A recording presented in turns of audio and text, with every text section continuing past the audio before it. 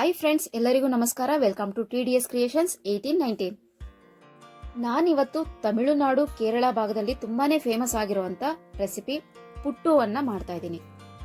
ಅದರಲ್ಲೂ ಕೇರಳ ಭಾಗದಲ್ಲಂತೂ ತುಂಬಾನೇ famous food ಇದು. ಇದನ್ನ ಅಕ್ಕಿ ನುಚ್ಚಿನಿಂದ ಕೂಡ ಮಾಡ್ತಾರೆ. ಅಕ್ಕಿ ನುಚ್ಚಿನಿಂದ ಮಾಡಿದ್ರೆ ಇದಕ್ಕೆ ಫಿಶ್ ಕರಿ, ಚಿಕನ್ ಕರಿಯನ್ನ ಮಾಡ್ಕೋತಾರೆ. ಇನ್ನು ವೆಜಿಟೇರಿಯನ್ಸ್ ಗಳಾದ್ರೆ ಕಡಲೆಕಾಳು ಸಾಂಬಾರ್, ಹೆಸರು ಕಾಳು ಸಾಂಬಾರ್ ಜೊತೆ ಪುಟ್ಟುವನ್ನ ಮಾಡ್ಕೋತಾರೆ. ಆದರೆ ನಾನಿಲ್ಲಿ ಅಕ್ಕಿ ಹಿಟ್ಟಿನಿಂದ ಮಾಡ್ತಾ ಇದ್ದೀನಿ. ಅಕ್ಕಿ ಹಿಟ್ಟಿನಿಂದ ಯಾಕೆ ಮಾಡ್ತಾ ಇದ್ದೀನಿ ಅಂತ ಮುಂದೆ ಹೇಳ್ತಾ ಹೋಗ್ತೀನಿ. ಫಸ್ಟ್ ಇಂಗ್ರೀಡಿಯೆಂಟ್ಸ್ ಅನ್ನ ನೋಡೋಣ ಬನ್ನಿ. 1 ಕಪ್ಪು ಅಕ್ಕಿ ಹಿಟ್ಟನ್ನ ತಗೊಂಡಿದ್ದೀನಿ. ಅದು 150 ಗ್ರಾಮ್ನಷ್ಟಿದೆ. 1/4 ಕಪ್ಪು ನೀರು, 1 ಬಟ್ಲು ತೆಂಗಿನಕಾಯಿ ತುರಿ, 1 ಬಟ್ಲು ಬೆಲ್ಲವನ್ನ ತುರಿದು ಪುಡಿ ಮಾಡಿ ಇಟ್ಕೊಂಡಿದ್ದೀನಿ. ಪುಟ್ಟು ಮಾಡೋದಕ್ಕೆ ಬೇಕಾಗಿರೋದು ಇಷ್ಟೇ. ಒಂದು ಪಾತ್ರೆಗೆ ಅಕ್ಕಿ ಹಿಟ್ಟನ್ನ ಹಾಕಿ ಸ್ವಲ್ಪನೇ ನೀರನ್ನ ಹಾಕೊಂಡು ಅಕ್ಕಿ ಹಿಟ್ಟನ್ನ ಜಸ್ಟ್ ಒದ್ದೆ ಆಗೋ ತರ ಕಲ್ಸ್ಕೊತೀನಿ. ಇದನ್ನ ರೊಟ್ಟಿ ಹಿಟ್ಟಿನ ತರ ಕಲ್ಸ್ಕೋಬಾರ್ದು. ಚೂರೇ ನೀರನ್ನ ಹಾಕೊಂಡು ಒದ್ದೆ ಆಗೋ ತರ ಕಲ್ಸ್ಕೋಬೇಕು. ಹಾಗೆ ಉದ್ರುದ್ರಾಗಿರ್ಬೇಕು. ಗಂಟುಗಳು ಸ್ವಲ್ಪನೂ ಇರಬಾರ್ದು. ನೀರಾಕಿ ಕಲ್ಸೋವಾಗ ಹಿಟ್ಟು ಎಷ್ಟು ಸಾಫ್ಟ್ ಆಗಿ ಉದ್ರುದ್ರಾಗಿ ಇದೆ ಅಂದ್ರೆ ಆ ಫೀಲ್ ನಮ್ಮ ಕೈ ಬೆರಳುಗಳಿಗೆ ಗೊತ್ತಾಗ್ತಾ ಇದೆ. ಇದೀಗ ಆಗಿದೆ, ಒದ್ದೇನೂ ಆಗಿದೆ, ಗಂಟುಗಳು ಇಲ್ಲ, ಹಾಗೆ ಉದ್ರುದ್ರಾಗೂ ಇದೆ. ಹಿಟ್ಟನ್ನ ಕಲಸುವಾಗ ಸಾಫ್ಟ್ ಆಗಿ ಕಲಿಸ್ಬೇಕು. ಜಾಸ್ತಿ ಪ್ರೆಸ್ ಮಾಡಿ ಕಲಸೋದಕ್ಕೆ ಹೋಗ್ಬಾರ್ದು. ಹಿಟ್ಟನ್ನ ಮುಷ್ಟಿ ಮಾಡಿ ಇಟ್ಕೊಂಡ್ರೆ ಉಂಡೆ ಆಗ್ಬೇಕು. ಮತ್ತೆ ಅದನ್ನ ಬಿಡಿಸಿದ್ರೆ ಉದ್ರುದ್ರಾಗ ಆಗ್ಬೇಕು. ಹಿಟ್ಟನ್ನ ಕಲಸ್ಕೊಳ್ಳೋ ಅಂತ ಕನ್ಸಿಸ್ಟೆನ್ಸಿ ಆ ರೀತಿ ಇರ್ಲಿ. ಹಿಟ್ಟು ರೆಡಿ ಆಗಿದೆ. ಇದನ್ನ ಸೈಡ್ ನಲ್ಲಿ ಇಟ್ಕೊಂಡು ಒಂದು ಪಾತ್ರೆಗೆ 2 ಲೋಟ ನೀರನ್ನ ಹಾಕಿ ಆ ಪಾತ್ರೆಯ ಬಾಯಿಯನ್ನ ಬಟ್ಟೆಯಿಂದ ಕಟ್ಕೋತೀನಿ. ಬಟ್ಟೆ ಮೇಲೆ ಕಲ್ಸ್ಕೊಂಡಿರುವಂತ ಹಿಟ್ಟನ್ನ ಹಾಕಿ ಹಬೆನಲ್ಲಿ ಬೇಯಿಸ್ಕೊಂತೀನಿ.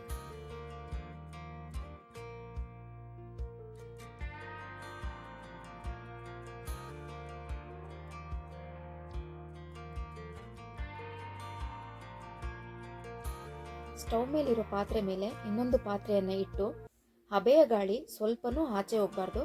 ಆ ರೀತಿ ಇಟ್ಕೋಬೇಕು. 15 ನಿಮಿಷಗಳ ಕಾಲ ಹಬೆಯಲ್ಲಿ ಬೇಯೋದಕ್ಕೆ ಬಿಡಬೇಕಾಗತ್ತೆ. ನಾವು ಮೇಲಿಡುವಂತ ಪಾತ್ರೆ ಫುಲ್ಲು ಸುತ್ತಲೂ ಕೂಡ ಕವರ್ ಆಗಿರ್ಬೇಕು. ನಾನು ಮೇಲಿರೋ ಪಾತ್ರೆಯ ಮೇಲೆ ಭಾರವಾದ ಕುಟಾಣಿ ಕಲ್ಲನ್ನ ಇಡ್ತೀನಿ. ಇದನ್ನ ಇಡ್ಲಿ ಪಾತ್ರೆನಲ್ಲಿ ಹಾಕೊಂಡು ಹಬೆನಲ್ಲಿ ಬೇಯಿಸ್ಕೋಬಹುದು. ಹಾಗೆ ಪುಟ್ಟು ಮೇಕರ್ ಇದ್ರೆ ಪುಟ್ಟು ಮೇಕರ್ ಅಲ್ಲೂ ಕೂಡ ಮಾಡ್ಕೋಬಹುದು.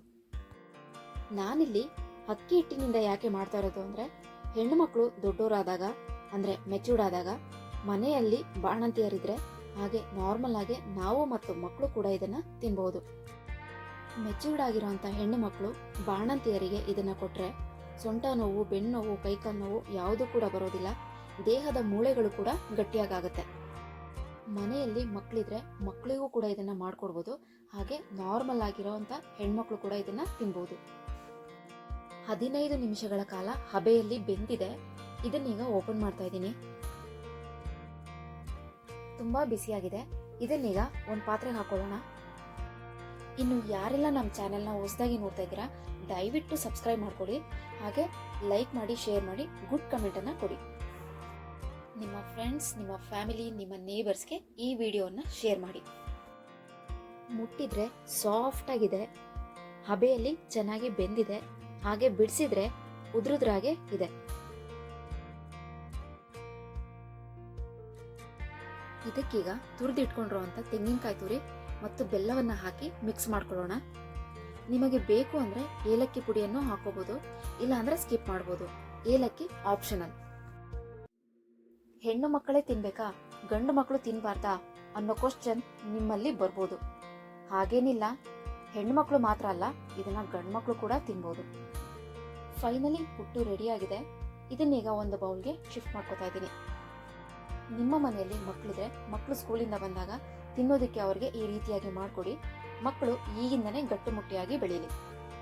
ವಿಡಿಯೋ ನೋಡಿದ್ದಕ್ಕಾಗಿ ನಿಮ್ಮೆಲ್ಲರಿಗೂ ಧನ್ಯವಾದಗಳು.